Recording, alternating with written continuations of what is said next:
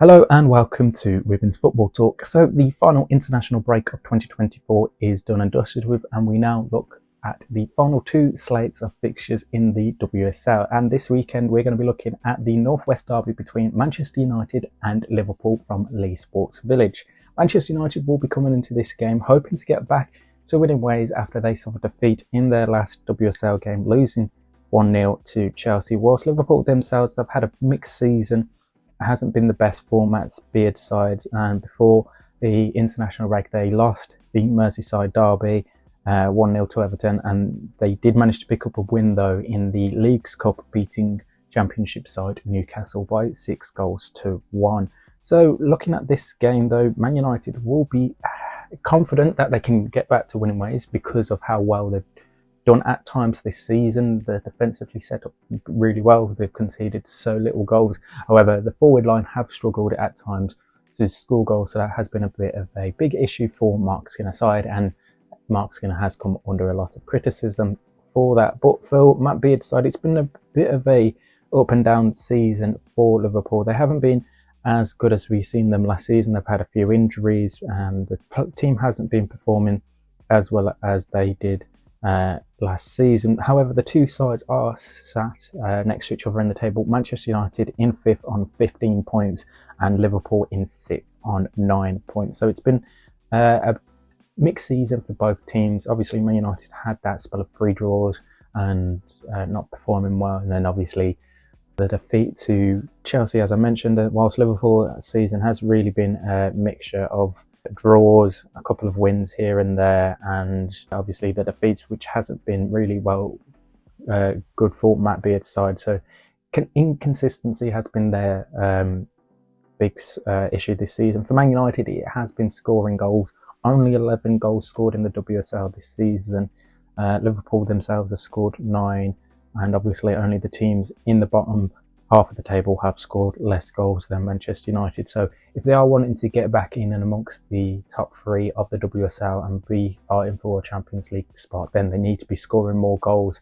And good news for them, Mark Skinner confirmed in his press conference on Friday that Elizabeth Turland will be back for this weekend's game after she missed the Chelsea game with injury and the international break with injury. However, they will still be without Ella Toone and Lisa Noelson for this game, so there's still some headaches for Manchester United to deal with. Liverpool themselves, they do obviously have some injury concerns as well, and Matt Beard will be hoping that any late scratches they can get sorted and they will be okay for the weekend. In terms of looking at the game, obviously Liverpool will have a bit of confidence despite their poor start to the season, because both times last season in the WSL that the two sides met, Liverpool managed to win both games, winning 1-0 back in May and beating Man United 2-1 around about the same time last year. So they do have that little bit of success in the team's recent meetings in the WSL.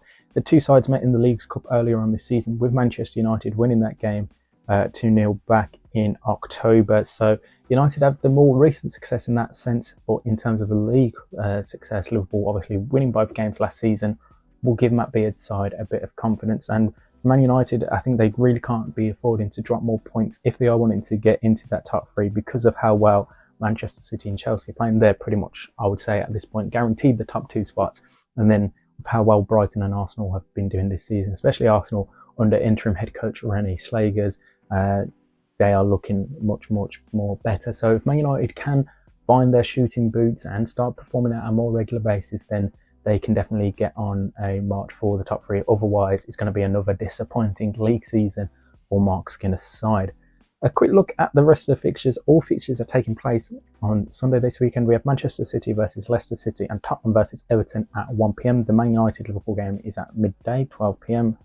These kickoff times are GMT, so that is the English time. Arsenal versus Aston Villa and Chelsea versus Brighton are at 2 p.m. and then at 2:30 is the bottom 2 sides in the WSL, West Ham taking on Crystal Palace. So some interesting fixtures to look forward to this weekend. As I mentioned, we are getting close to the Christmas break now, so we got this week's fixtures and then next week's before the Christmas break in the WSL, and we'll then be near enough the halfway point in terms of games played. Obviously, It won't be fully 11 games, but we'll be there or thereabouts. It's been a very interesting WSL season so far. A lot of stories have developed and will probably continue developing over the summer. And a bit of news just regarding the Arsenal situation, managerial look. Renee Slegers looks set to stay in charge for the rest of 2024 for Arsenal. So they've got 4 fixtures, 2 in the league and 2 in the Champions League to deal with, and a new coach isn't set to be appointed until 2025.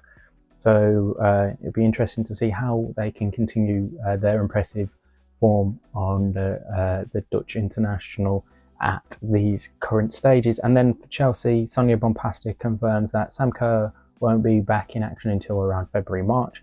Lauren James won't be back until, I think, January, she said. And good news on Niamh Charles' injury seems to have gone away and will be back available for selection. So good news for the only unbeaten side left in the WSL, who have continued to show dominance in the WSL this season. If you want a full breakdown and look at all of this weekend's WSL games, make sure you check out our podcast, the Women's Football Talk podcast, available on all podcast sites.